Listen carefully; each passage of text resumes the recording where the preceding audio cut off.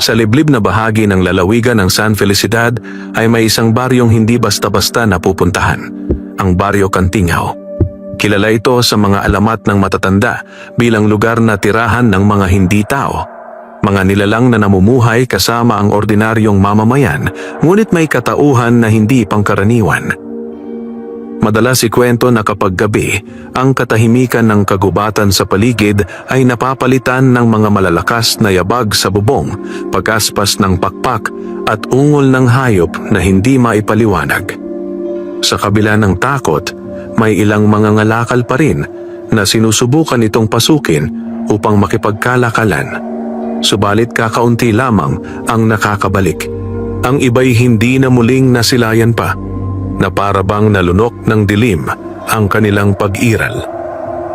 Sa bayan ng San Felipe, ilang kilometro bago makapasok sa nasabing baryo, may dumating isang estranghero. Nakasombrero, may bitbit na malaking bayong at may maamong ngiti. Ngunit sa ilalim ito ay may nakatago siyang lihim.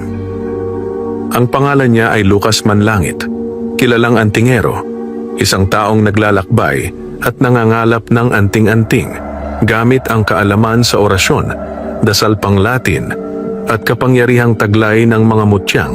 Kaya niyang ipaglaban ang sarili laban sa mga nilalang ng kadiliman. Hindi alam ng karamihan ang kanyang tunay na hanapbuhay dahil lagi siyang nagpapanggap bilang isang ordinaryong mangangalakal ng gulay, mga halamang gamot at paminsan-minsang alahas. Ngayon, may natanggap siyang balita mula sa isang matandang ermitanyo sa kabundukan. Lucas, sa Baryo Cantingao matatagpuan ang mutya ng dalikmata, ang agimat na nagbibigay ng kakayahang makita ang tunay na anyo ng mga nagbabalat kayo, lalo na ang mga aswang. Kaya't nagpasya siyang pasukin ang baryong kinatatakutan ng lahat, hindi bilang mandirigma, kundi bilang isang mangangalakal na may dalang produkto na maaaring ipagbili para hindi pagdudahan. Bago siya tumulak papunta sa baryo, dumaan muna siya sa tindahan sa bayan upang bumili ng mga pangkalakalan, tuyong isda, asin, paminta at ilang tela upang hindi halatang may ibang pakay. Habang siya'y nag-aayos, napansin ng tindera ang kakaibang kapirasong papel sa kanyang bulsa na tila lumang piraso ng pergamino na may sulat na Latin. "Naku, Ginoo, wag na kayong tumuloy sa banda ron," paalala ng tindera habang inaabot ang sukli. "Delikado po ang Baryo Cantingao. Hindi lang magnanakaw ang aasahan ninyo kundi ibang nilalang." Nakangiti lamang si Lucas at marahang umiling. "Maraming salamat, Inang Miling. Alam ko ang mga sabi-sabi, ngunit kailangan kong doon magtinda.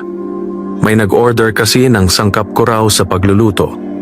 Pinagmasdan siya ng tindera ng may kaba. "Kung sakali man, umuwi kayo bago lumubog ang araw. Huwag kayong magpapagabi roon." Hindi na lamang sumagot si Lucas, dahil kung susundin niya ang payo, hindi kailanman niya mahahanap ang mutyang kanyang hinahanap. Habang naglalakad paalis sa bayan, inilabas niya mula sa kanyang dibdib ang isang kwintas na may nakasabit na maliit na bato. Kumikislap iyon ng bahagyang bughaw tuwing naaninagan ng araw. Isa ito sa kanyang pinakamakapangyarihang anting-anting. Tigalpo likid bisa, pananggalang laban sa masasamang espiritu at aswang. Mahinang binigkas niya ang orasyon. "Iurik Deum me protegat, in nomine Luz Divina." Ipagkaloob mo sa akin ang proteksyon sa ngalan ng banal na liwanag. Pagkasambit niya, tila may umikot na malamig na hangin sa kanyang paligid na parabang may pumirma ng proteksyon sa himpapawid.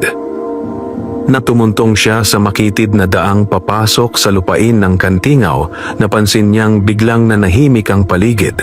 Nawalan ng huni ang mga ibon, walang kuliglig na maririnig, parabang may bantang nakamasid.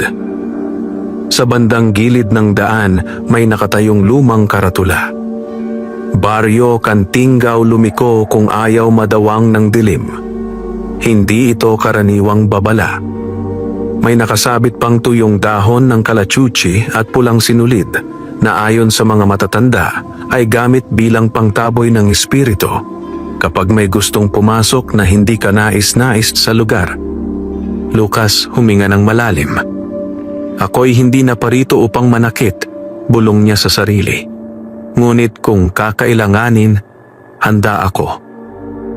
Pagsapit niya sa unang grupo ng mga bahay, agad may lumabas na babae.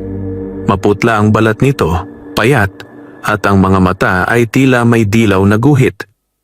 Ngiti ang nasa labi, ngunit may kakaiba sa ngiting iyon, tila pilit, parang may itinatago.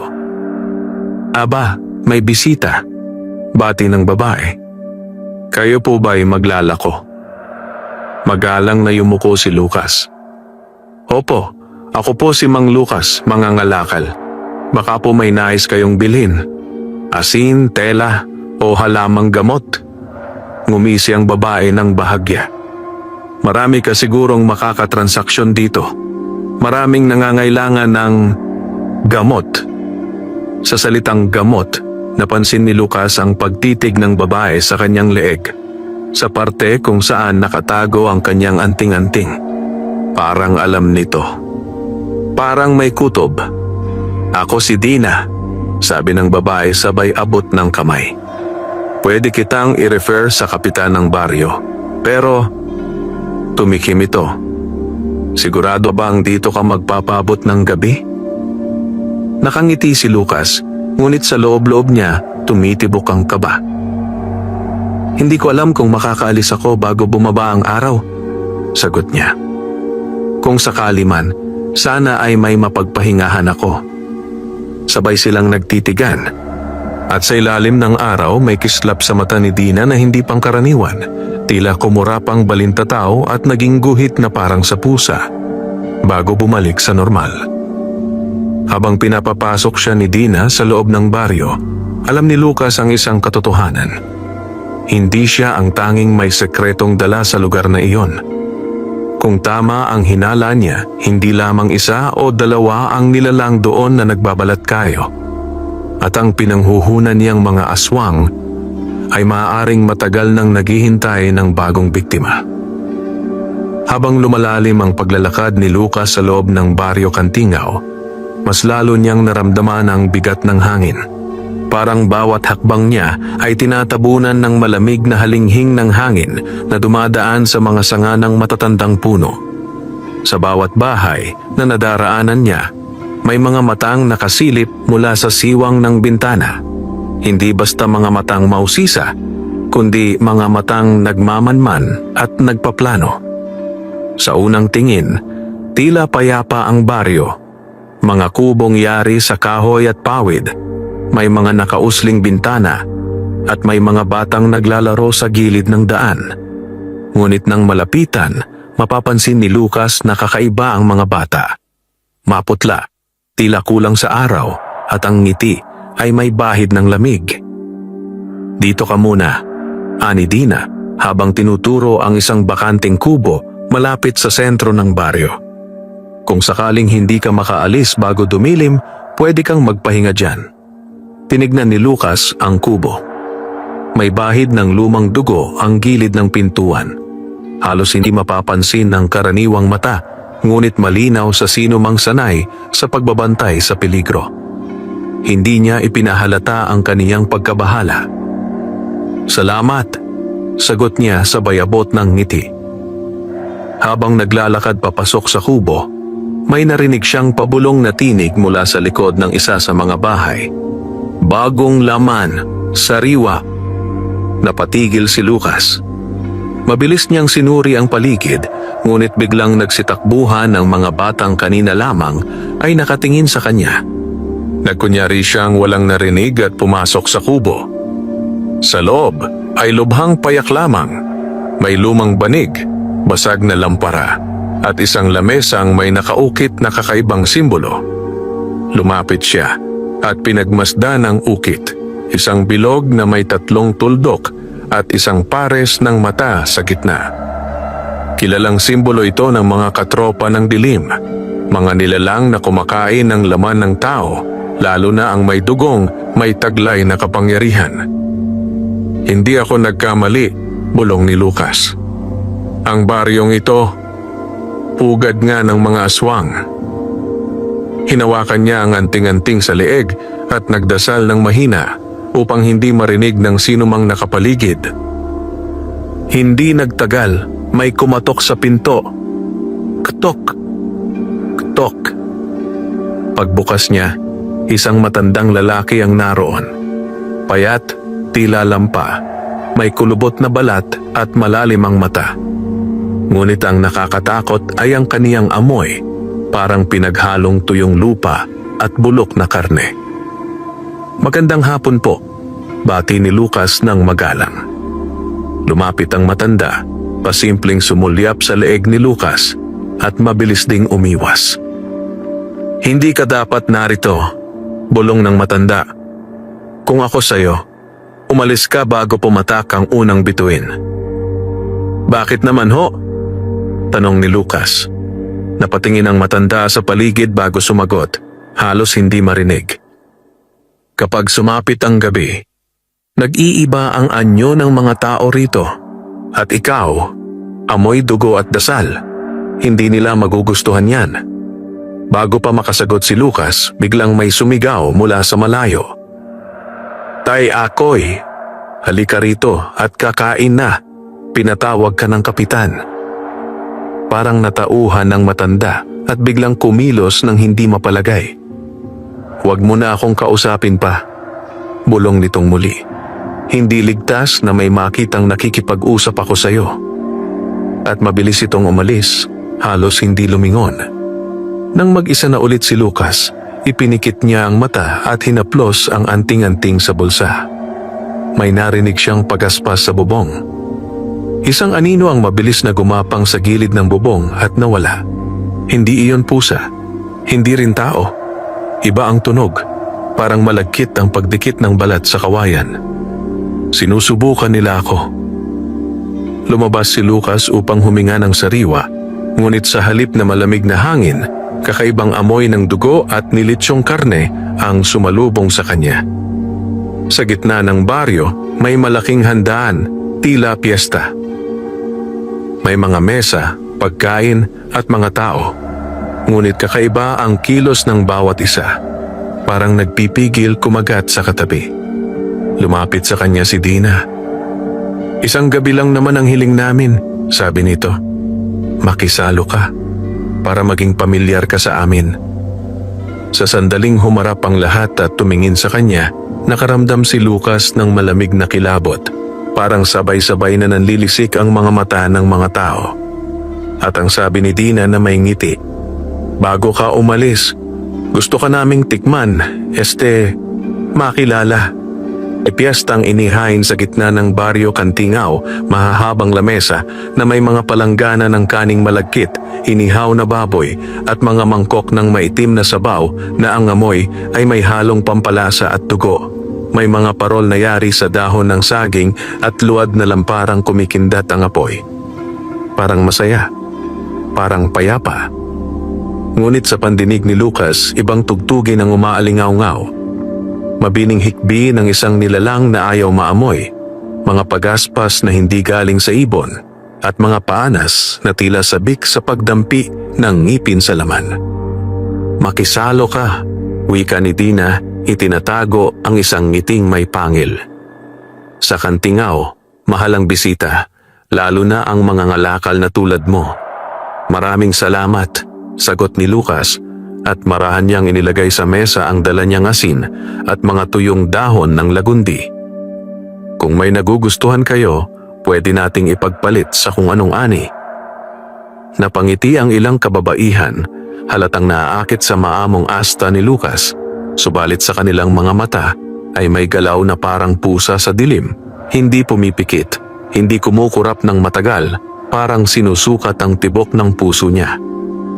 Mula sa dulo ng mesa, tumayo ang isang lalaking nakasuot ng malinis na kamisa.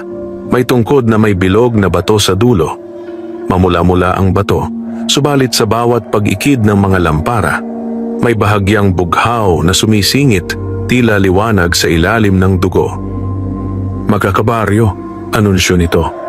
May panauhing mangangalakal tayo, si Mang Lucas. Nakangiting tumitig sa kanya ang lalaki. Ako si Kapitan Severino. May marahang palakpakan, ngunit hindi masaya. Tila hudyat lamang.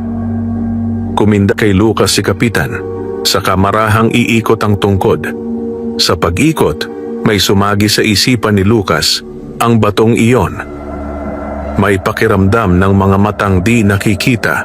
Sumisigaw ang kanyang kutob. Hindi ordinaryong hiyas ang nakakabit sa tungkod. Mutya ng dalikmata? Panandaliang nanginig ang puso ni Lucas. Kung iyon nga, hindi siya nagkamali sa landas. Nasa baryong ito ang kanyang hinahanap. At kung ito ang mutya, hindi ito basta alahas ng tao. Akin ito ng nilalang o ng isang pinunong may kasunduan sa dilim. Upuan niyo na ang bisita, wika ni Kapitan Severino, at painumin. May inabot na banga ng arak kay Lucas. Matabang amoy ng sariwang tuba at kakaibang halimuyak na parang luya at lupa. Isang babaeng may mahahabang kuko, mapula ang labi, ang nagabot. Para sa pakikipagkaibigan, sabi nito, at kinindatan si Dina. Inumin mo mga ngalakal. Gumiti si Lucas. Bahala na po't salamat. Mabilis ang kanyang mga daliri. Bago dumikit ang banga sa kanyang bibig, inilabas niya mula sa bulsa ang maliit na singsing na tanso. Hindi ito para ipakita, kundi para subukin. Ibinabad niya ng sandali ang gilid ng singsing sa likod ng kanyang kamay, kung saan naitapon niya ang patak ng arak. Sa liwanag ng lampara, bahagyang nangitim ang tanso, parang dinapuan ng usok. May halo. Bumalik ang banga sa mesa na parang nainom niya na. Sabay kurap ang mata ni Dina, parang nabigo sa inaasahan. Matapang ha? Nagpakawala si Lucas ng pamilyar na tawa, parang walang napansin. Matapang ang panggabing katahimikan dito. Mas mabuti nang uminit ang sikmura sabay abot ng ulam. Kailangang magpanggap ng mabuti. Kung anong nilagay nila sa inumin, siguradong hindi para sa pakikipagkaibigan. Habang abala ang mga tao sa pagkain, minamasdan ni Lucas ang mga lampara. Ang iba'y nakakabit sa kawayan, ang iba'y nakapatong sa kahoy. Sa bawat pag-ihip ng hangin, may mga apoy na lumulundag ng pabalik, gaya ng kandilang pinapagalaw ng dila ng alitaptap. Animoy may bugtong na gustong sagutan. Kapag gabi buhay ako, sa umaga'y patay. Sino ako? At sa isip niyang naghihigpit ng dasal, ang sagot ay hindi lampara. Gutom. Napatingin siya sa dulo ng mesa. Doon, may nakaupong matandang babae na may puting panyo sa ulo. Payapang ngumunguya, ngunit ang kamay ay humahaplos sa hawak na medalyong tanso. May ukit na pabilog at 3 tuldok. Kahalintulad ng nakaukit sa kubo. Nang magtagpo ang kanilang tingin, kumislot ang bibig nito. Bahagyang ngiti, bahagyang babala. Hindi lahat na may ngiti ay kaibigan. Bulong ng isip ni Lucas. Hindi rin lahat ng may kulubot ay mahina. Sa gitna ng piging, biglang tumayo ang kapitan. Sa tradisyon, wika nito, pinakakain natin ang bisita ng dinuguang kantingaw para maging kapamilya. May inihain sa harap ni Lucas, mangkok ng maitim na sabaw na may lumulutang na laman loob. Ngunit hindi iyon karaniwang dinuguan. Matapang ang manggasang amoy at may bilog-bilog na parang buto ng maliit na hayop. O tao. Pagkukunwari ang pinakamabisang agimat. Kumuha si Lucas ng maliit na subo at itinapat sa bibig. Sa pinakahuling sandali, itinabing ang kutsara at hinulaan ang loob ng bulsa kung saan may pinong asin. Dahan-dahan niyang iniwisik sa ibabaw ng mangkok, animoy condiments. Sa pagwisik ng asin, bumuga ng singaw ang sabaw. Sumirit ang banayad na usok na parang ayaw makuha ng liwanag. May babaeng sawa sa harap niya na napatigil. at ang kanyang lalamunan ay kumurap, parang may bagay na gumapang sa loob at umiwas. Pihikang panlasa, biro ni Kapitan Severino, pilit na nakangiti. Maraming naisangkap ang kantingaw, nasanay ang dila, masasarap ang putahe, magiliw na sagot ni Lucas. Magagalang at mababait ang taga rito. Sa loob-loob niya, kung hindi ko pa nilagyan ng asin, baka ako ang pinalutong ulam sa susunod. Sa likod ng masa, may dumaan na payat na anino. Si Tay Akoy, ang matandang nagbabala. Saglit siyang sumenyas, kuyom ang kamay, iisang daliri ang itinutok sa kaliwa, papuntang lumang kamalig. Mabilis pero tiyak. Nang magpalit ang mga tao ng balikat, sabay-sabay na nagsasalin ng sabaw at alak, tumayo si Lucas at nagpaalam. Mag-iikot lang ako, hahanap ng sariwang hangin, babalik ako.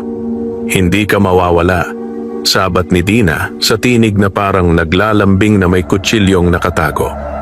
Ang gabi rito, parang lambat, yakap ka lagi.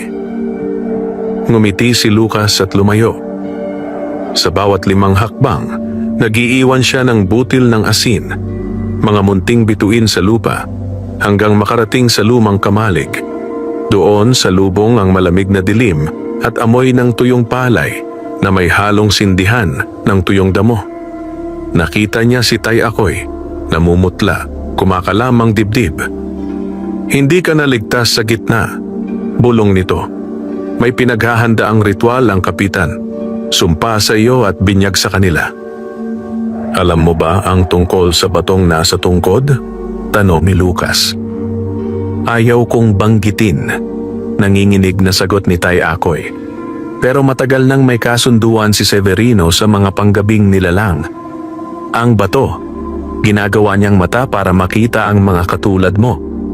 Yaong nababalutan ng dasal. Nakita ba niya ang aking anting-anting? Hindi pa. Mabilis na sagot ni Akoy. Pero kung tatagal ka pa rito, matutuklasan niya. Huwag ka sa lamparang malalaki. Doon umiilaw ang bato ng dalikmata na parang dila. Sa ilaw, ibinubunyag ng bato ang balat mo, kung tao lang o kung antingero. Napakunot ang noo ni Lucas. Hindi laging tama ang balita tungkol sa mga aswang. May mga baryong humaharap sa gutom at sakit na pipilitang pumanig sa dilim. Ngunit sa kantingaw, masalimuot. Ang kapitan mismo ang ugat. Mamayang hating gabi, dagdag ni Tay Akoy, may buntis na pinapaanak sa dulo ng baryo, kay Salve, ang komadrona. Aakalain mong mabuti si Salve, pero siya ang naniningkit ng buhay. Hahanapin nila ang bahay na iyon at ang bata, panimulang kaloob sa mga kapit ng dilim. Panganay? Tanong ni Lucas. Oo, laging panganay. At kapag natikman nila, buong angkan ang magiging takot habang buhay. May sumirit na tiktik sa bubong. Sumunod ang lagaslas ng mga paang nakadikit sa kawayan, hindi paa ng tao. Napahigpit ng kapit si Akoy sa braso ni Lucas. Dito ka muna magtatago. Hindi, putol ni Lucas. Kung may isisilang, doon ang tunay na giyera. Mabilis na gumuhit si Lucas sa sahig ng kamalig. Sirkulong asin, 3 tanda sa gilid. Tanda ng luz, tanda ng bantay, tanda ng San Miguel. Kinuha niya ang maliit na bote ng langis ng niyog na may halong dahon ng ruda at bawang at ipinahid sa kanyang pulas, kanang palad na kayang gumuhit sa hangin ng mga sigil. Kung may tatangka, huwag kang lalabas sa bilog. Wika niya kay Tay Akoy. Sa bilog, pagsasara ang ulan. Anong ulan? Yelong apoy, makati sa balat ng hindi tao. Sa sandaling iyon, may tumimbre ang hangin. Biglang nagsabay-sabay ang huni ng mga lampara sa labas, parang nagkakantang iniipit. Saka gumuho ang ilang tuyong dahon mula sa bubong. Sa pagitan ng kawayan, may maliit na dila na tumusok. Hindi dila ng tao, mahaba, parang buntot ng paniki. humahagilap sa nilalaman ng bilog. Gutom sila, bulong ni Lucas. Paalam muna. Pinisil niya ang tigal puligid-bisa sa dibdib, bumulong. Luz Divina, tabingan mo. San Miguel, itulos mo. Init ng araw, iligtas mo. Umindayog ang hangin sa loob ng kamalig at sa iglap, pumutla at umatras ang dila. May pasingaw na amoy ng sunog na papel. Sumipol ang anino sa bubong, lumipad palayo. Hindi ka laging makapagtatago, hinaing ni Tay Akoy. Hindi ako nagtatago, sagot ni Lucas. Pumipili lang ng lugar na paglalabasan ng talim. Tahimik na tinahak ni Lucas ang daan pakanluran, kung saan kakaunti ang lampara at mas madilim ang mga sanga. Bawat 5 hakbang, nanginginain ang mga paniki sa itaas. Maririnig mo ang tiktik na hindi sa ibon, kundi sa mga nilalang na nangangabit ng sikmura. Sa dulo, may maliit na bahaging may bakod na kawayan, may lamparang nakasabit, at may babaeng umiire sa loob. Naririnig ang pahintu-hintong sigaw. Kapit lang sinta, tinig ng nangaalalang babae. Isang irit pang malalim. Ako si Salve, huwag mo akong bibitawan. Dumapo si Lucas sa lilim ng punong santol at pinanood ang paligid. May 3 kababaihan sa bakuran, tila kabataan at katulong ni Salve, nakayuko sa palanggana. Ngunit sa paganinag ng lampara, napansin ni Lucas na kulang ang aninong sumusunod sa kanilang paa.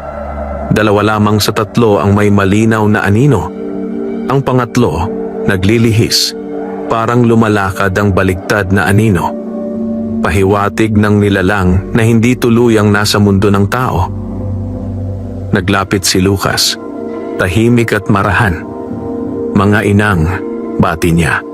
May dala akong mga halamang gamot na pampalakas. Baka sakaling, hindi na kailangan, putol ng isang dalagang nakapusod. Magaling si Aling Salve. Ngiti nitong malamig. Lahat ng panganay sa baryo, siya ang nagpapaanak. Lahat ng panganay? Kumidlat sa isip ni Lucas ang piraso ng kwento ni Tay Akoy. Tradisyon na ipinakain ang unang bunga. Panata kapalit ng proteksyon. Dahan-dahan niyang binuksan ang bayong. Hindi tunay na mga halamang gamot ang pakay, kundi mga pitik ng asin, pulot na may bawang, at buntot pagi na pinatuyo, pangsibat sa hangin kung sakali. Mula sa loob ng bahay, sumigaw ang nanganganak. Haray! Diyos ko! Parang may humihigop sa loob ko, parang may dila. Sa sandaling iyon, lumamlam ang lampara. Saka dumaan ang anino sa bubong, parang palikpik ng malaking isda sa dagat ng dilim. Kumislot ang 3 kasama ni Salve. Ang pangatlo ay walang anino at sabay-sabay silang humakbang paurong, parang nagbubukas ng daan. Ilawan mo, wika ni Salve. Magbukas ng bintana, salubungin ang hangin. Nag-alab ang galit sa dibdib ni Lucas. Panibagong drama ng kadiliman, ang ipaaninag ang bata sa hangin ng gabi upang kwintahin ng dila ang munting kaluluwa. Hindi na siya nag-aksaya ng sandali. Iwinisik niya sa hangin ang pinunyang asin, gumuhit ng bilog sa bakuran, at nagdasal. Ad oculos vera, dalikmata, huwag mo akong kulugin. Sa liwanag ko, tunay ang makikita. Sa landas ko, huwag hahawiin ang dila ng gabi. Parang may pumutok na tahimik. Sa iglap, nagbago ang aninag ng mundo para kay Lucas. Ang balat ng mga kasama ni Salve ay nagluwag, parang suot na nakabaligtad. Sa ilalim, may balat na kulay abo, namumutiktik sa maliliit na mata. At si Salve, nakangitim ang labi, ngunit may hati ang likod na tila handang bumuka kung tatama ang hating gabi. Antingero, sibad ng boses ni Salve, hindi na nagpapanggap. Pinakain ka na namin, huwag mo na sanang pakialaman ang aming gutom. Hinding-hindi pagkain ng bata, mariin ni Lucas, at hindi ritual ang panginginain ng pag-asa. Humihip ang hangin at mula sa bubong ay bumaba ang isang nilalang. Mahahabang daliri, mata na kumikintab, dila na parang kable ng pilak, nakahila sa bintana. Tumalsik ang tuyong pawid. Sumigaw si Sinta sa loob, halos mapigtal ang tinig. Bago makalapit ang dila sa bintana, isinibat ni Lucas ang pinatuyong buntot pagi. Tumama ito sa hangin na parang humarang na krus at tumalsik ang dila ng itim na nigas. Umatungal ang nilalang at nagbalik sa dilim. Hindi ka basta bisita, singit ng kabataang walang anino, sabay labas ng matutulis ng ngipin. Iaalay ka na lang namin kapalit ng bata. Subukan mo, mahinahong sagot ni Lucas. Pero dito sa bilog, bawat hakbang mo, parusa. Isinara ni Lucas ang bilog, pinagdikit ang dalawang daliri sa hangin at gumuhit ng tanda. Sa bawat dumikit sa guhit, may kidlat ng pangangati at amoy ng sunog na buhok. Umatras ang tatlo, kumikirot ang balat. Mula sa loob ng bahay, biglang huminga ng malalim si Sinta. May kamay. Malamig. Humahaplos sa tiyan ko. Wala nang hahaplos sa'yo, sigaw ni Lucas. Dinaig ng asin at dasal ang dila ng gabi. Mula sa likuran, may nagtama ang yabag. Tumating si Kapitan Severino, dala ang tungkod na may batong kumikislap. Sa dilim, ngayon lang sumidhi ang bughaw, sumingasing ang liwanag nito, parang mata na nagigising. Tinatawag mo ang liwanag? Malamyos na tanong ng kapitan. Sige, tumingin tayo. Iniharap niya ang bato sa mukha ni Lucas.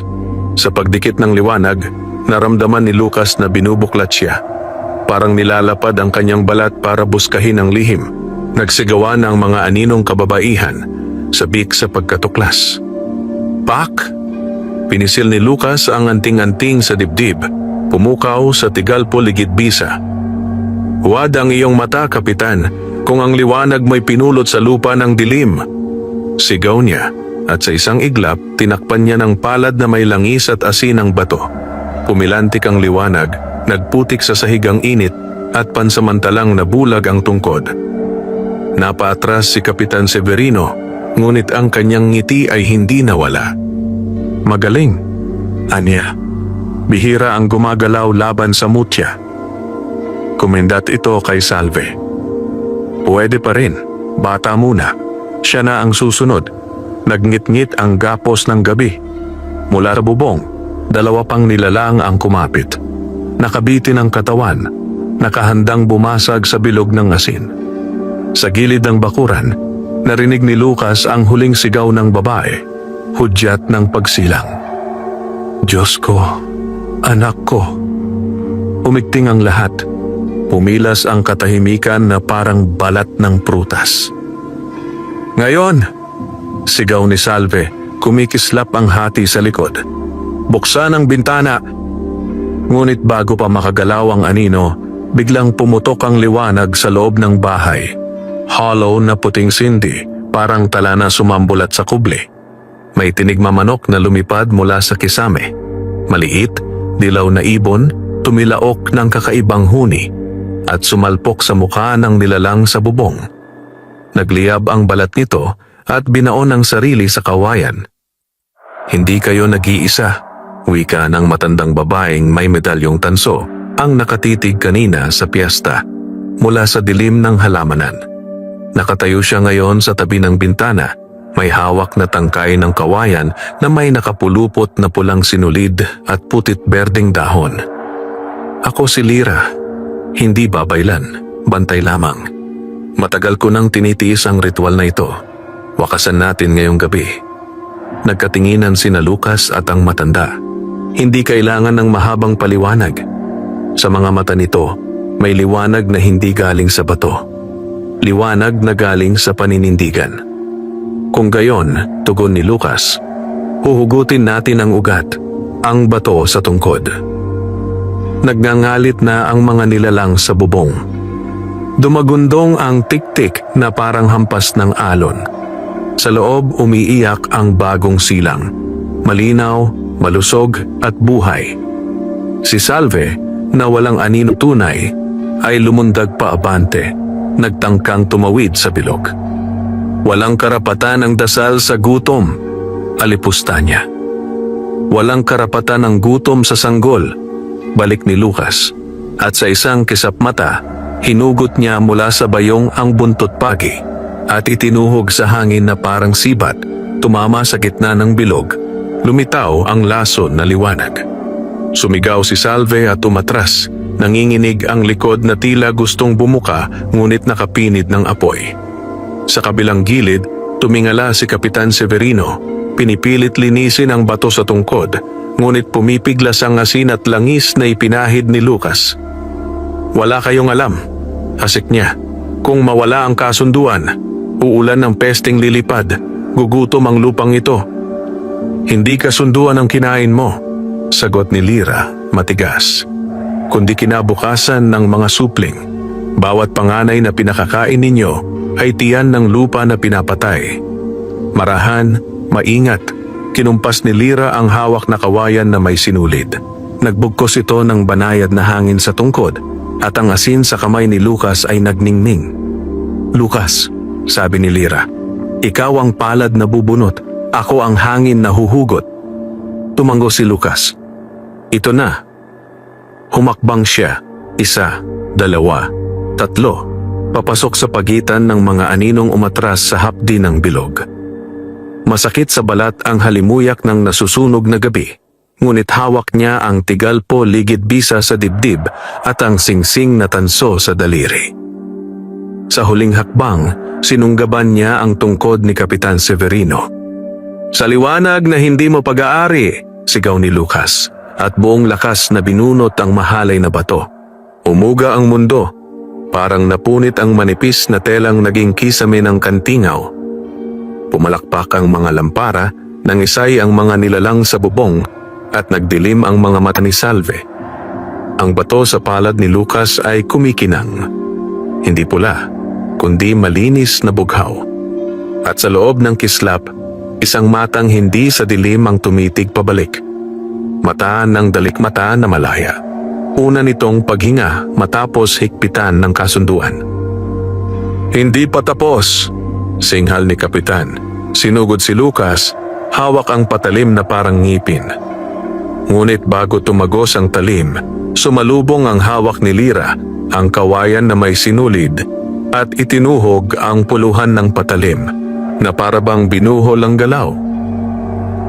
Bukas ang umaga, Severino, mariin niyang wika. At kapag dumating iyon, huhukayin ang iyong pangalan sa lupa. Humindik ang kapitan, umatras at sumipol. Sa sipol na iyon, kumalat ang mga aninong kasama niya. Nagkalasan, tumalon sa mga bubong, kumalat sa kagubatan. Si Salve, hawak ang likod na hindi na kumikilos, ay nagdilim at naglaho sa pagitan ng mga haligi. Naiwan ang iyak ng sanggol, malinis at malakas.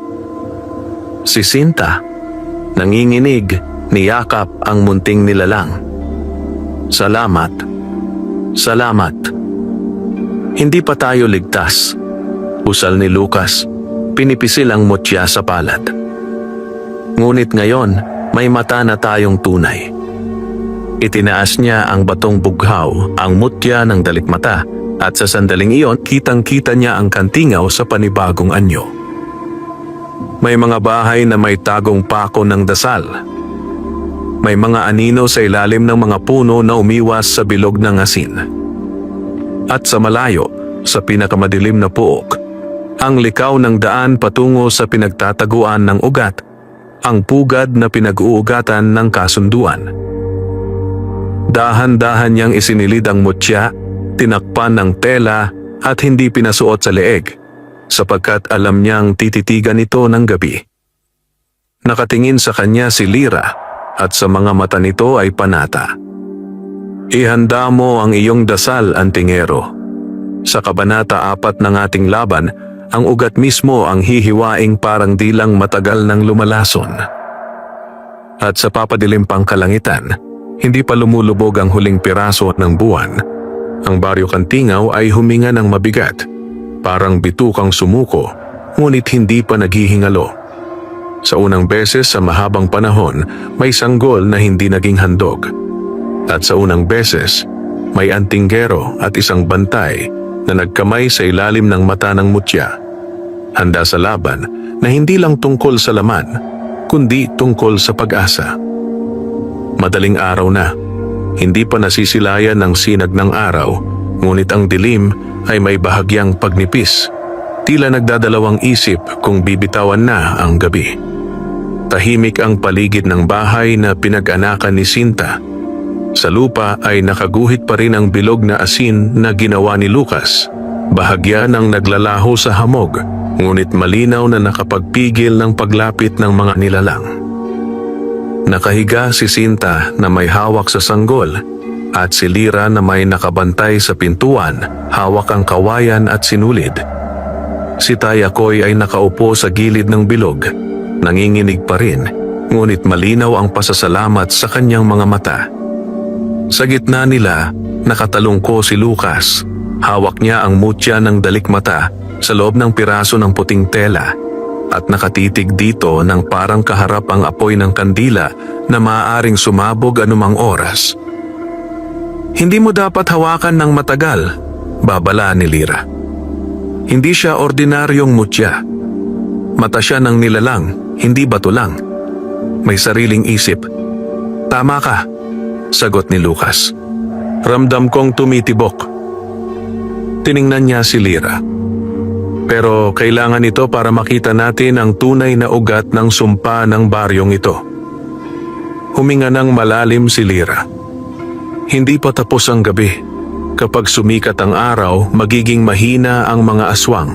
Pero bago iyon, may isang ritual na maaari nilang gawin upang mabawi ang mutya.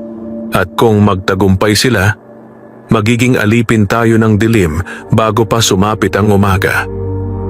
Umupo si Tayakoy, pilit na nagpapalakas ng loob. Marahil, nagkatinginan sila ni Lucas. Marahil oras na para malaman mo ang buong kwento, sabi ng matanda. Noong kabataan pa ni Tayakoy, bago maging kapitan si Severino, ang Kantingaw ay isang tahimik na baryo. Masagana ang lupain, maraming aning palay at gulay, at wala silang kinatatakutan sa gabi. Ngunit sumapit ang isang matinding tagtuyot na halos tumagal ng 2 taon. Nalanta ang mga tanim, namatay ang mga hayop, at halos lahat ng sanggol na bagong panganak ay hindi tumatagal ng 1 o 2 buwan. Wala nang gatas ang mga ina. Paliwanag ni Tayakoy, nangingilid ang luha. At ang mga bata, isa-isang namamatay. Dumating noon sa baryo ang isang estrangherang mangkukulam. May daladalang lumang libro at mutya. Nakipag-usap ito sa nooy bagong halal na kapitan, si Severino. Ipinangako nito ang kasaganaan, kapalit ng isang kasunduan. Bawat panganay na isisilang sa baryo ay iaalay upang palitan ng buhay at ani. Tatanggap kayo ng pagyabong, wika raw ng mangkukulam, kapalit ng isang kaluluwa kada taon. Sa una, tumanggi ang mga tao. Ngunit nang namatay ang 3 sanggol sa loob ng 1 linggo, nang tumirik ang huling balon at natuyo, bumigay ang baryo. At unang isinilang na sanggol, naging handog. Matapos noon, sabi ni Tayakoy, bumalik ang ulan, nagbalik ang ani. At sa pagharap ng bawat taon, isang panganay ulit. Pinagdikit ni Lira ang kanyang mga kamao, galit na pilit niyang pinipigil. Kung tutusin, hindi lamang sanggol ang nawawala. May mga tao ring bigla na lang hindi nagigising o nawawala sa gabi. Lahat ng iyon, sabi ni Lucas, ay dahil sa mutya ng dalikmata. Ginawa itong mata ng tulay para makita ng dilim kung sino ang dapat kunin. Ngunit ngayon, nasa iyo na ang mutya, sabi ni Lira. Kung kaya mo itong gamitin ng tama, baka ito rin ang maging susunod na sandata natin. Habang nag-uusap, may humampas na malakas na hangin sa bubong ng kubo. Sabay-sabay silang napalingon. Sa labas, may 6 na pares ng mata sa dilim. Hindi gumagalaw, hindi lumalapit, nagmamanman. Hindi sila lalapit sa bilog, mahinang sabi ni Lyra. Pero hindi rin sila aalis hanggang hindi nila nakukuha ang gusto nila. Sanggol o ang mutya, tumayo si Lucas. Kailangan nating ilayo ang bata. Hindi sila titigil hanggat hindi nila nakukuha ang alinman. 2 lang ang daan palabas ng baryo. Paliwanag ni Tayakoy. Isa, ang daan patungong Silangan, pero sobrang gwardyado doon ng mga kasamahan ni Severino. Pangalawa, ang daan sa Hilagang Gubat, pero naroon ang pugad ng ugat ng sumpa. Doon nananatili ang mismong nilalang na nagbigay ng kasunduan. Tumingin si Lucas sa mutya. Anumang landas ang piliin, kailangan muna nating harapin ang ugat. Kapag hindi natin ito pinutol, kahit makalabas ang batang ito, hindi pa rin ligtas ang Kantingaw. Napatango si Lyra, ngunit halata ang takot. Ang nilalang na iyon ay hindi basta aswang. Siya ang ina ng lupong lilim. Kung siya ang gugulin mo, kailangang ihanda mo ang iyong sarili. Kailangan mo ng dagdag na anting-anting. Napangiti si Lucas. Hindi ako pumapasok sa labanan ng kulang ang baon. Binuksan niya ang isa pang pitaka sa bayong. Nandoon ang bato ng San Roque, tubong itim at kapirasong balat ng punong acacia. May mga hindi pa lumalabas na sandata, sabi ni Lucas. At sa oras na ito, baka kailanganin ko ang iyong tulong, Lyra. Kasama mo ako, tugon ni Lyra. Nang magsimulang lumabo ang hangin sa paligid ng kubo, senyales na paparating ang huling tiklop ng gabi, nagsalita si Lucas. Sa pagsikat ng araw, hindi tayo tatakas. Tayo ang susugod. Sa pugad ng kasunduan. Bago umalis, nagbigay si Lyra ng 3 payo para kay Lucas. Huwag kang lilingon kapag makarinig ka ng pangalan mo sa kagubatan. Boses iyon ng nilalang na ginagaya ang mahal mo sa buhay. Huwag mong hahayaang mabasa ng dugo ang mutya dahil kapag nagkataon, magbubukas ito ng pinto patungo sa mundo ng dilim. Huwag kang magsasalita ng dasal ng hindi buo ang loob dahil kapag nabasag ang dasal, balik sa nagsabi ang sumpa. Kung madapa ka sa dasal, paliwanag ni Lyra, ikaw ang kakainin ng salita mo. Tumayo si Lucas. Salamat. Ngayon ihanda natin ang sarili. Lumabas sila sa kubo. Humupa ang hangin, tila nag-aabang. At sa paglapat ng unang bahagyang sinag ng araw sa dulo ng mga puno, parang pilak na sumisipit mula sa kaulapan, narinig nila ang unang halinghing ng nilalang sa kagubatan. Hindi sigaw, hindi iyak, kundi pagbangon. Doon tayo tutungo, sabi ni Lucas, nakatitig sa hilaga. Sa kuta ng ina ng lilim. Pagsapit ng unang sinag ng madaling araw, sinimulang ihanda ni na Lucas at Lyra ang paglalakbay patungo sa hilagang gubat, kung saan naroroon ang pugad ng ina ng lilim, ang nilalang na pinagbuhatan ng sumpang yumayakap sa baryo Kantingaw. Sa pagkakataong ito, hindi sila tatakas, sila ang sasalakay. Naiwan si Nasinta, ang kanyang sanggol, at si Tayakoy sa loob ng kubo na may guhit ng asin sa paligid. Binigyan ni Lyra si Tayakoy ng karagdagang mga dahon ng ruda, bawang at itim na uling upang maiwasan ang paglapit ng masasamang espiritu. Pinanatili rin nila ang bilog na asin at naglagay pa ng 3 krus na gawa sa punong sampalok sa bawat sulok ng kubo.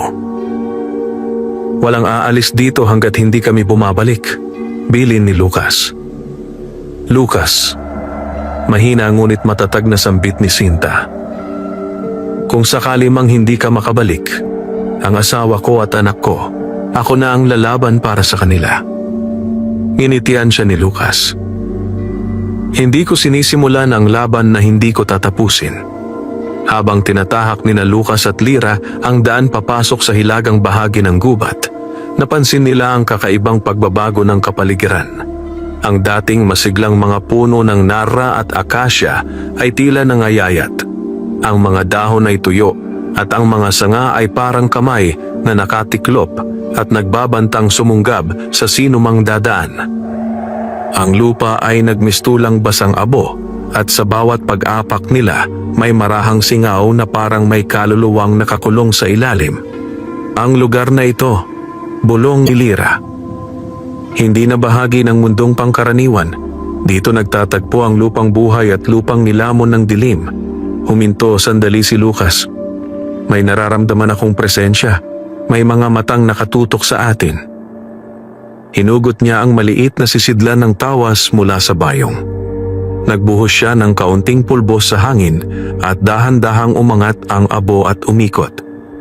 Sa ilang sandali, ang pulbos ay nagkumpuni at bumuo ng mga hugis matang nakatingin sa kanila, hindi bababa sa 10 pares ng mata. Mga matang hindi tao. Hindi sila gagalaw hanggat hindi nararamdaman ng pangamba, paliwanag ni Lyra. Ang mga nilalang dito ay kumakain ng takot. Hindi sila sumusugod. Hinihintay nilang matakot tayo para lumakas sila. Ngumiti si Lucas. Hindi ako madaling natatakot. Marami na akong nakaharap, mas malala pa rito. Ngunit hindi niya maitago ang bigat sa dibdib. Batid niyang hindi ordinaryong mga nilalang ang mga ito. Sila ang mga bantay sa bungad ng pugad. Pagdating nila sa mas malalim na bahagi, narinig nila ang sunod-sunod na pagkaluskos mula sa magkabilang panig ng gubat. Hindi ito tunog ng hayop o insekto, kundi mga paa na naglalakad ngunit hindi lumilikha ng ingay sa lupa. Napahinto si Lyra. Dahan-dahan, narito na sila. Alam ko, sagot ni Lucas. Pero ngayon pa lang, may napapansin akong kakaiba. Sa gilid ng mga punong ugat, may mga anino na nakasabit, nakabaligtad na parang paniki, ngunit may galaw ng tao. Sa bawat pagpitik nila, nagiiwan sila ng mabahong amoy, parang pinaghalong bulok na karne at sinunog na buhok. Tinitigan ni Lucas ang isa sa mga ito gamit ang mutya ng dalikmata.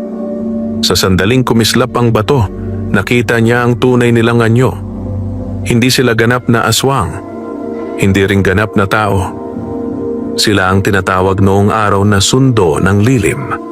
Mga taong pinilit maging alagad ng dilim kapalit ng mahabang buhay, ngunit naipit sa pagitan ng dalawang mundo. Ang balat nila ay parang tuyong dahon na ginamitan ng dagta upang manatiling buo.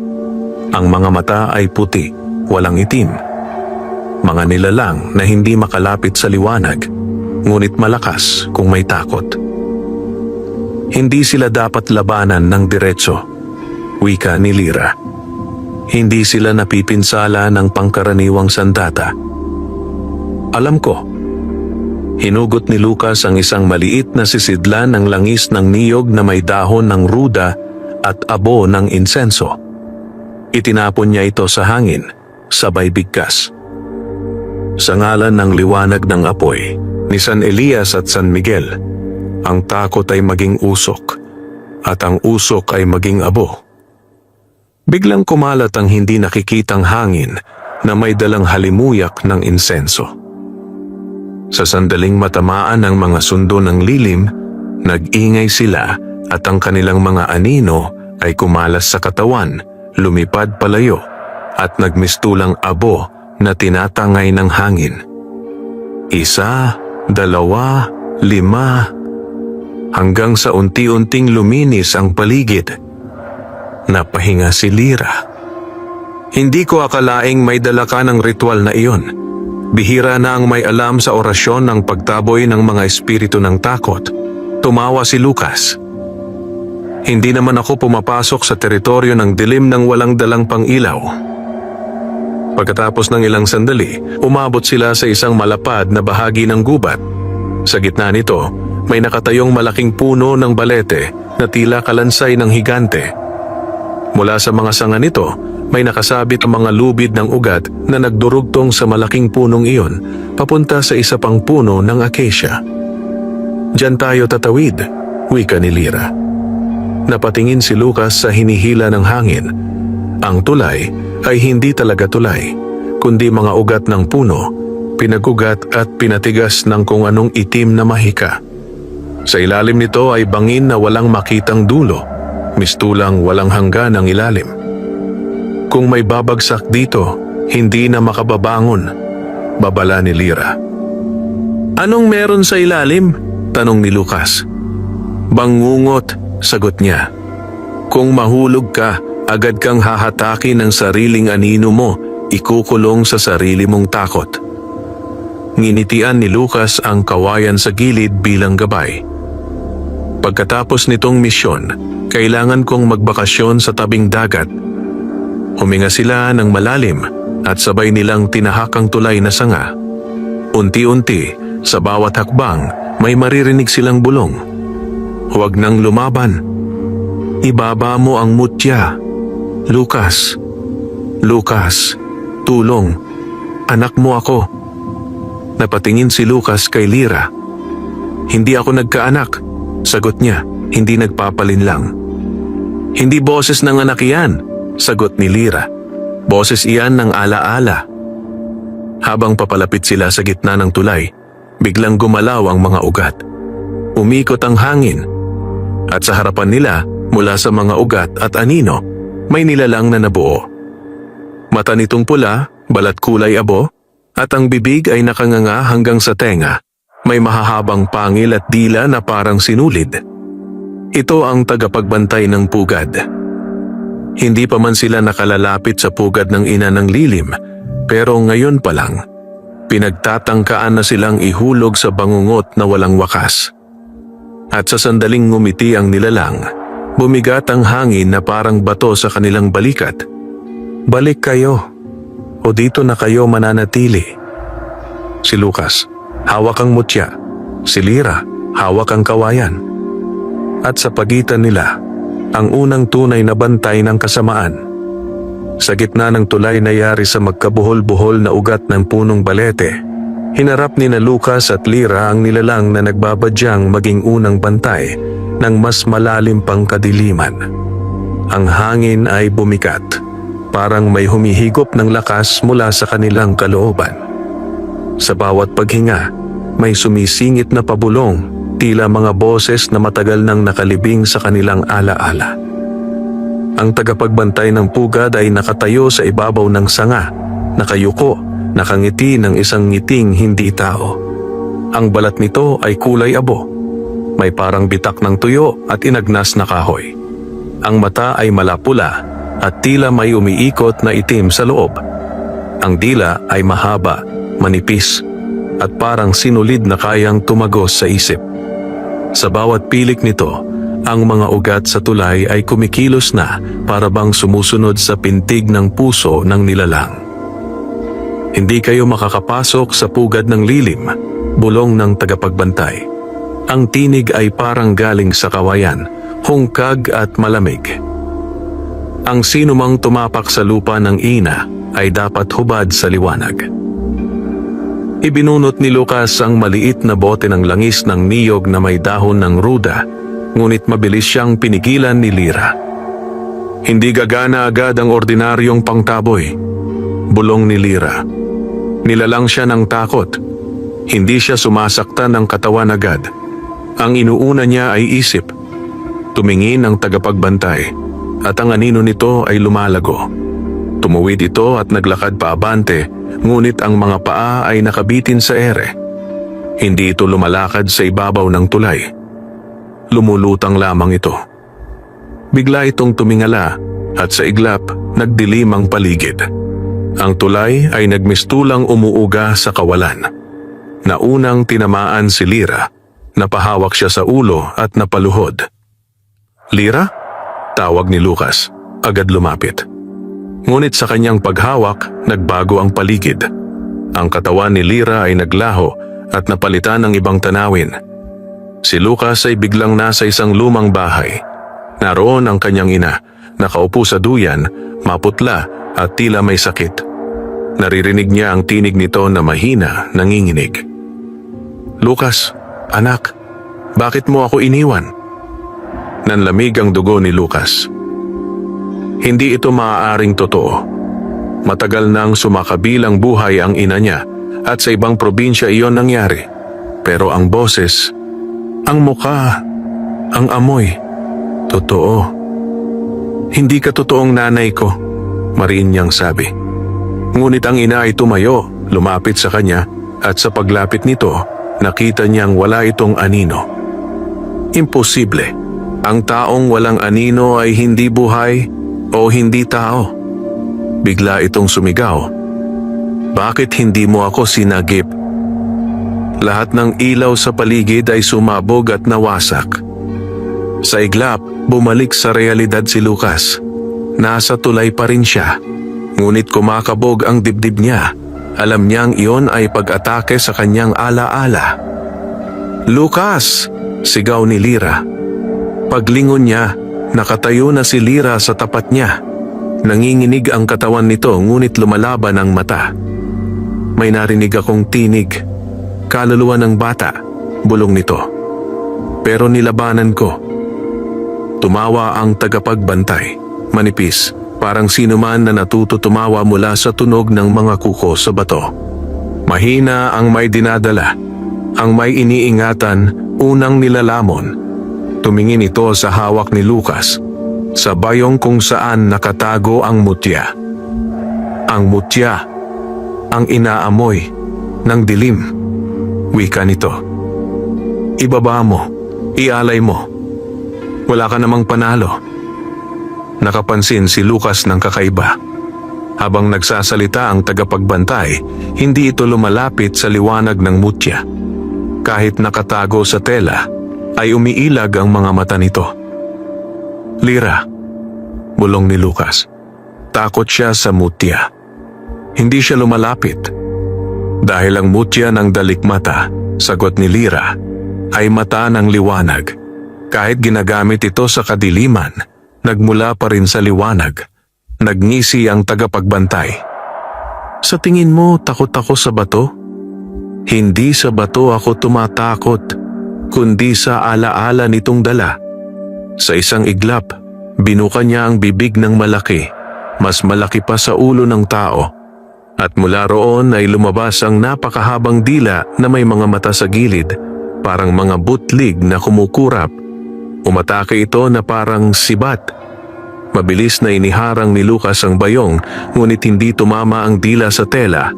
Sumuot ito sa hangin at biglang tumama sa ulo ni Lucas, para bang kayang pumasok sa isip at kaluluwa. Sa sandaling iyon, naramdaman ni Lucas na parang hinihigop ang kanyang tapang. Parang may bigat na tinanggal sa kanyang puso at pinapalitan ng pagsisisi, panghihina at pagdududa. Hindi mo kayang tapusin ang laban, bulong ng nilalang sa kaniyang isip. Marami kang sinimulan, wala kang tinapos. Nanginginig ang tuhod ni Lucas. Nanlalabo ang kanyang paningin. Parang gumuguho ang loob niya. Lucas! Sigaw ni Lyra, sabay yakap sa kanya mula sa gilid upang patigilin ang pagsukob ng dila. Huwag mong hayaan. Iyon ang kapangyarihan ng tagapagbantay. Inaalis ang tapang para mawalan ka ng lakas lumaban. Napapikit si Lucas. Pinilit niyang alalahanin ang mga taong tumulong sa kanya noong una niyang pinili ang buhay bilang antingero. Ang mga ermitanyo, ang mga simbahan, ang mga taong iniligtas ni. Ngunit bago niya maituloy ang pagbangon ng loob, muling umakyat ang dila at tinangkang pasukin ang kanyang isip. At dito, kumilos ang mutya. Kumikislot ang mutya sa bayong, tila nabubuhay at lumalaban. Kahit nakabalot, umilaw ang tela at ang asul nitong kislap ay tumagos sa tela, tumama sa mukha ng tagapagbantay. Isa lamang ang reaksyon ng tagapagbantay. Napaatras ito nang may sigaw na hindi tao. Bumuntong hininga si Lucas at dahan-dahang bumalik ang lakas ng loob niya. Lyra, sabi niya, kailangan nating gamitin ang mutya. Hindi para manlinlang sa atin, kundi para ilawan siya. Humawak si Lyra sa balikat ni Lucas, sabay tango. Handa ako, gawin mo. Hinugot ni Lucas ang mutya mula sa tela. Sa sandaling bumungad ito, nagliwanag ang paligid. Hindi nakasisilaw, ngunit malinaw, parang buwan na nilinis ng ulap. Ang mga mata ng tagapagbantay na pula ay naging puting walang laman. At ngayon lang nila nakita ang tunay nitong anyo. Hindi siya isang nilalang na mula sa dugo.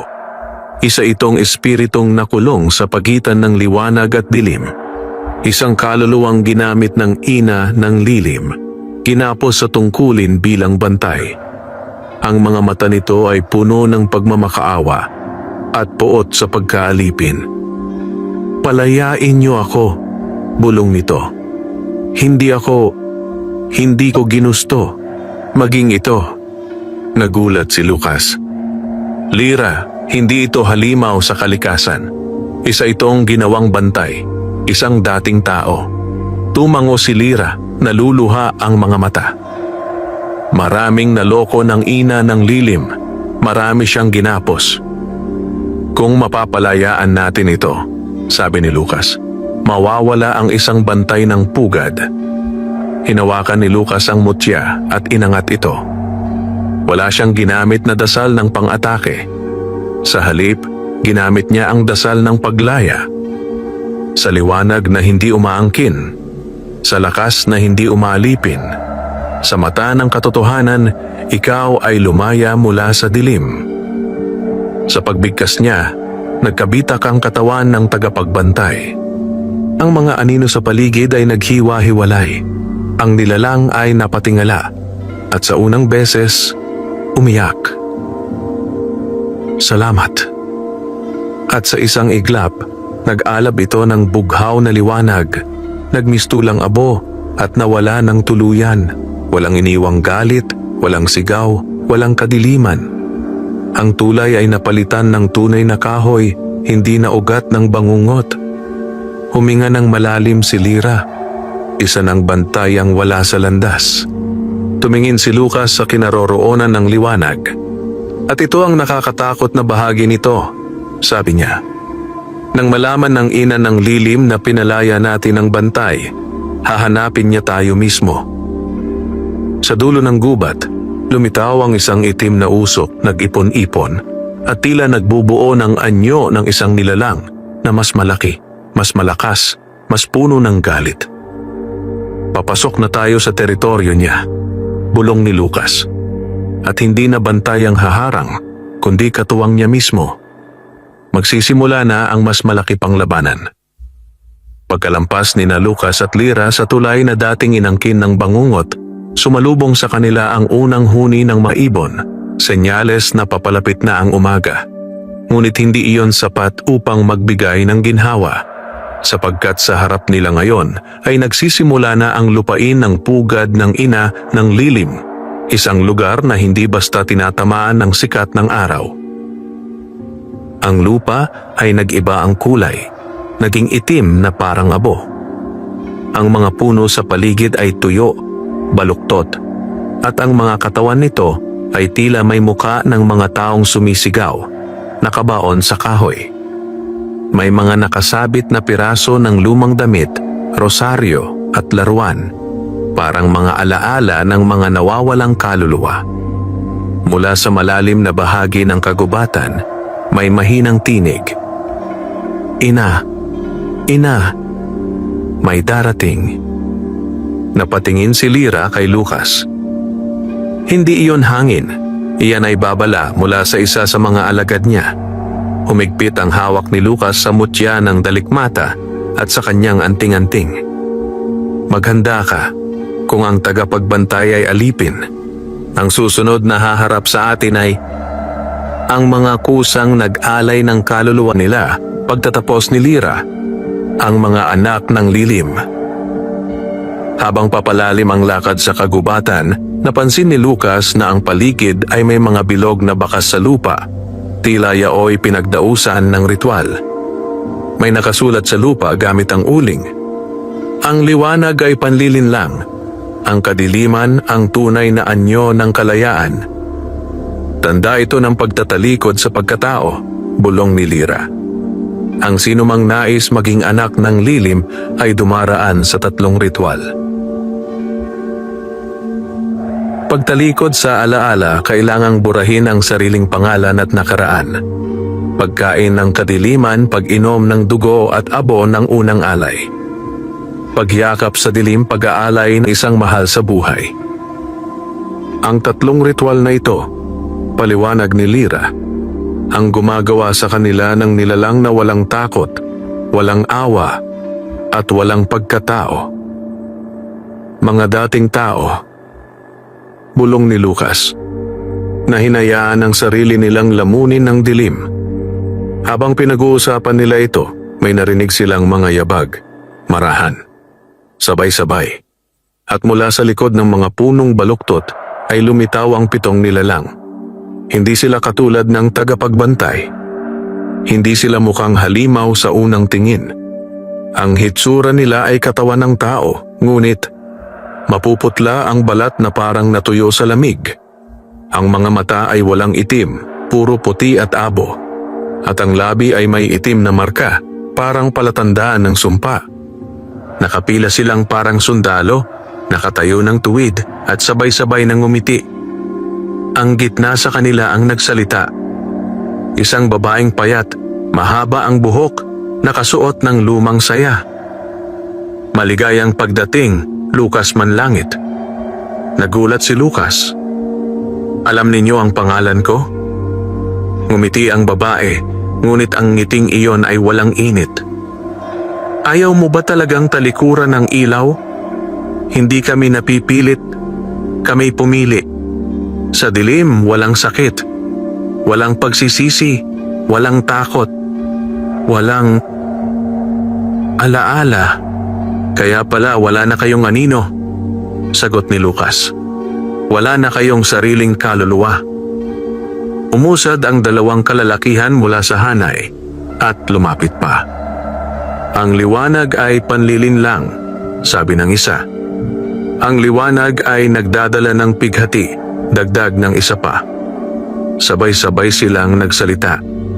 Sumama ka, Lucas. Bitawan mo ang mutya at matitigil ang pagdurusa mo.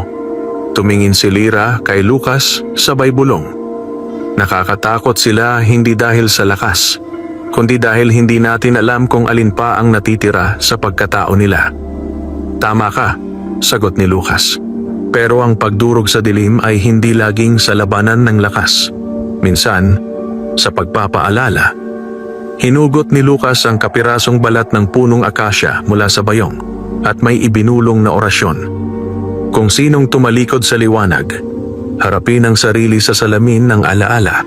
Pagkarinig nito, itinapon ni Lucas ang balat ng akasya sa lupa. Bigla itong nagliyab ng maliit ngunit puting apoy. Sa liwanag na iyon, nag-iba ang anyo ng mga anak ng lilim. Ang puting apoy ay nagpakita ng kanilang dating muka bago sila lamunin ng dilim. Isang dating ina na humahagulgol sa pagkawala ng anak. Isang dating binatilyong pinagtaksilan at iniwan ng pamilya. Isang lalaking nawalan ng tahanan, nilamon ng gutom at kahirapan. Nakitang muli ni Lucas ang kanilang sakit at luha, ang tunay na dahilan kung bakit sila kumapit sa dilim. Napaatras ang ilan sa kanila. Nagsimulang manginig ang kanilang mga labi. Hindi ito totoo, sabi ng babae sa gitna, nanginginig. Hindi kami babalik sa sakit. Hindi kami babalik. Tumingin si Lucas sa mga mata nito. Huwag kayong bumalik sa sakit. Bumalik kayo sa pagiging tao. Saglit na pumatak ang luha sa mata ng babae. Isang tunay na luha, hindi dugo o abo. Ngunit bago pa tuluyang gumalaw ang kanyang puso, may malakas na hampas ng hangin mula sa likuran ng kagubatan. Isang itim na anino ang lumitaw sa likuran ng mga anak ng lilim. Mas malaki, mas malawak at may pamilyar na tawa. Ang pagiging tao ay tanikala. Ako ang nagbigay ng kalayaan sa kanila. Lumantad ang Kapitan Severino kasama ang 3 nilalang na mas nakakatakot, hindi anino, hindi bantay, kundi buong yakap na alagad ng ina ng lilim. at sa kanyang kamay bitbit niya ang binalot na bata ni Sinta. Nang makita ni Lucas at Lyra, nanlaki ang kanilang mga mata. Hinahanap niyo ang kasunod na alay? Anya, nakangising demonyo. Ako na ang nagdala. Dugo ang sumirit sa hangin ng kagubatan. At sa unang pagkakataon, may nalagutan ng pag-asa. Nagugat ang katahimikan sa gitna ng kagubatan. Isang katahimikang tila humihigop ng pag-asa. Hawak ni Kapitan Severino ang sanggol ni Sinta, binalot sa sako na may bakas ng ritual. Sa kanyang tabi ay ang 3 nilalang na buong niyakap ng dilim, mga alagad ng ina ng lilim, may balat na parang uling na nabalatan, at mga mata na kulay pula na may nag-aalab na apoy sa gitna. Ang 7 anak ng lilim naman ay nakapagitna, tila nahahati ang kalooban, nasa gitna ng dating pagkatao at pangako ng kadiliman. Taimtim ang tinig ni Kapitan Severino nang muling magsalita. Nais ninyong palayain ang kantingaw? Hindi ninyo kayang unawain ang kapalit. Ang kasunduan ay hindi sumpa. Ito ang nagligtas sa baryo mula sa kamatayan at gutom. Umabante si Lucas, hawak ang mutya ng dalikmata na kumikislap sa kanyang palad, at ang kanyang anting-anting sa leeg ay kumislot na para bang sumasabay sa pintig ng kanyang puso. Hindi mo iniligtas ang baryo, sagot ni Lucas, mariin at buo ang loob. Ibinenta mo ang kaluluwa ng mga tao kapalit ng pansamantalang kaginhawaan, hindi solusyon na sakripisyo ng inosente. Tumawa si Severino, hindi tao, hindi halimaw, kundi nagtagpong anyo ng isang dating leader at ngayoy alipin ng dilim. Kung gayon, ipakita mo kung paano mo tatapusin ang simula ng kadakilaang ito. Umuga ang lupa. Ang mga puno sa paligid ay tila huminga. Mula sa ilalim ng lupa, lumabas ang itim na usok. Nag-ipon-ipon sa likod ni Severino at unti-unting nagkahugis. Isang malaking nilalang ang nabuo, ang ina ng lilim. Hindi siya tulad ng isang babae o halimaw.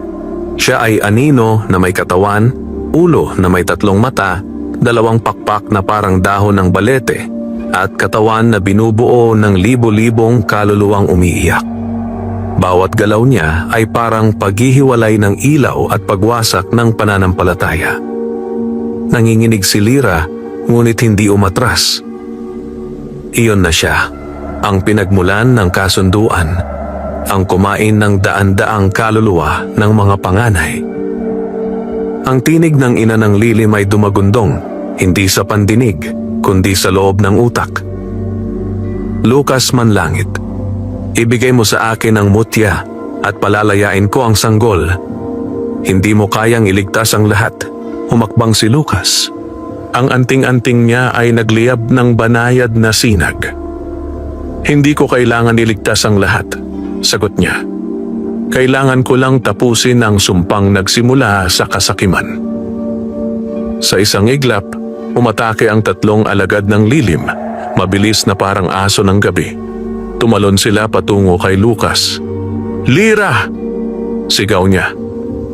Sa sabay na galaw, inihagis ni Lyra ang kawayan na may pulang sinulid. Tumama iyon sa paanan ng isa sa mga alagad. Nagliyab ang sinulid at parang sinunog ang balat nito. Humiyaw ang nilalang at natumba. Si Lucas naman ay mabilis na nagpagulong upang iwasan ang pangalawa at sabay pinisil ang mutya. Bumukas ang 2 mata ng mutya. Sa liwanag nitong bughaw, nakita niya ang kahinaan ng bawat alagad. Isa sa kanila ang may butas sa dibdib na hindi pa tuluyang nagsasara. Ang pangalawa ay may tiklop ng balat sa batok na may nakatagong sigil. Ang pangatlo ay may mata sa kamay na siyang naguutos sa pag-atake. Kung galing sa dilim, merong pinanggalingang sugat, bulong ni Lucas. Ginamit niya ang balat ng punong akasya, pinunit ito at idinikit sa dibdib ng unang alagad. Sumabog ito sa liwanag, parang nagising ang loob ng dati nitong pagkatao. Huwag, iyak ng alagad, bago siya maging abo na lumipad sa hangin. Si Lyra naman ay nag-uukit ng bilog sa lupa gamit ang kawayan at nang tumalon ang ikatlong alagad, hindi ito nakapasok sa bilog. Sumiklab ang lupa, kinain ang nilalang at wala itong nagawa kundi maglaho. Nanlaban ang pangalawa, ngunit isang dasal ang binigkas ni Lucas. Kung saan ka nahulog, doon ka babangon, sa liwanag, hindi sa lilim. Tinamaan ng liwanag mula sa mutya ang batok nito. Nawala ang sigil. At kasabay nito, bumalik ang muka ng isang dating tao, isang batang lalaki, hindi lalampas ng 16 na taon. "Nanay!" bulong nito, bago tuluyang naglaho na may ngiti. "Isang pampihirang antinggero," wika ng ina ng lilim, papalapit. "Pero ang tapang mo ay daig ng kasakiman ng tao mismo." Tinuro niya si Severino. "Hindi ko pinilit ang baryong ito. Humingi sila ng tulong sa akin. Ako ang sagot sa kanilang dasal. Hindi ka sagot ng Diyos, sagot ni Lucas. Ikaw ang pagsubok na dapat nilang malampasan." Naginhawa ang hangin, sandali pumasok ang liwanag ng umaga. "Lyra, ngayon na!" Sabay nilang itinutok ang mutya sa ina ng lilim, ngunit bago ito sumiklab, hinila ni Severino ang sanggol at hinarang sa harap. Nanigas si Lucas. Kung sumiklab ang liwanag, tatamaan ang bata. "Isang galaw mo, antingero," ngisi ni Severino, "at ang sanggol ang masusunog." Dito pumasok si Lyra, tumalon sa likod ni Severino, kinagat ang pulso nito, at nahulog ang bata papunta sa kamay ni Lucas. "Ngayon," sigaw ni Lyra, "hawak ang sanggol, hawak ang mutya." Tinapat ni Lucas ang bato, hindi sa ina ng lilim, kundi kay Kapitan Severino. Ang kasunduan ay hindi magtatapos sa halimaw, wika ni Lucas, kundi sa taong unang pumasok sa kasunduan. Itinaas niya ang mutya at sumigaw, "Bumalik sa iyo ang dilim na nilakasan mo at maglaho sa liwanag na itinakwil mo." Umalbol ang liwanag. Tumama ito sa dibdib ni Severino. Sa iglap, lumabas mula sa katawan niya ang itim na anino, nilalang na matagal niyang pinaghirapan pakainin. Umiiyak itong parang sanggol, sapagkat iyon pala ang unang alay niyang nilamon ng kaluluwa. Sumigaw si Severino. Nagkapunit-punit ang balat niyang animoy dahong tuyo. Nang mawala ang anino, nawala ang lakas niya. Lumuhod siya. At unang beses sa maraming taon, umiyak siya bilang tao. "Anong nagawa ko?" bulong niya. "Mga anak, patawad." Kasabay nito, lumusaw ang anyo ng ina ng lilim. Sumigaw siya, hindi sa galit, kundi parang nilalang na nawalan ng tahanan.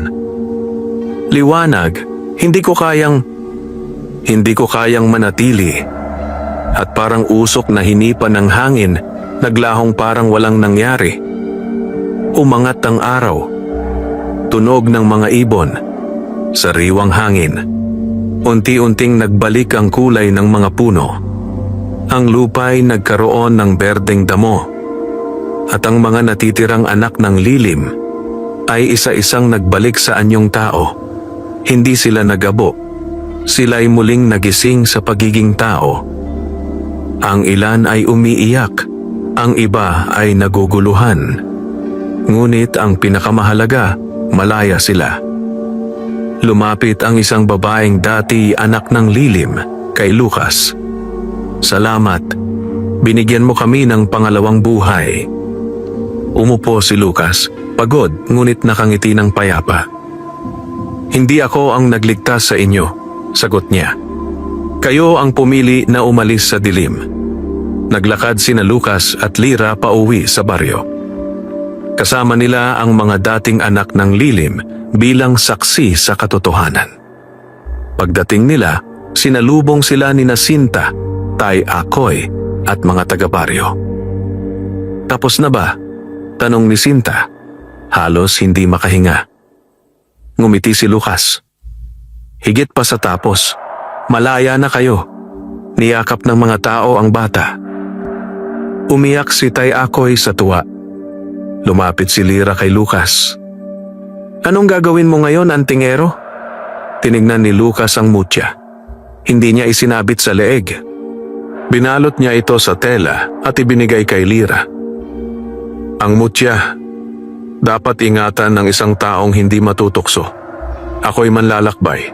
Ako'y tatawag ng dilim kung hawak ko ito. Gulat si Lira. Ako? Tagapagbantay ka ng liwanag sa kantingaw, sagot ni Lucas. At ang tagapangalaga, kailangan dito. Sa gilid ng baryo, tumingin si Lucas sa umaga. May bagong anino ng hamon sa dulo ng landas. Hindi pa tapos ang laban ng liwanag at dilim sa mundo, pero ngayong araw, nanalo ang tao, hindi ang takot. Bago siya umalis, may bata ang humawak sa laylayan ng kanyang pantalon. Tito, babalik ka ba? Ngumiti si Lucas. Kung tatawagin ng dilim ang ilaw, babalik ang antinggero. At sa umagang iyon, sa ilalim ng payapang hangin ng kantingaw nagsimula ang panibagong pag-asa. Wakas.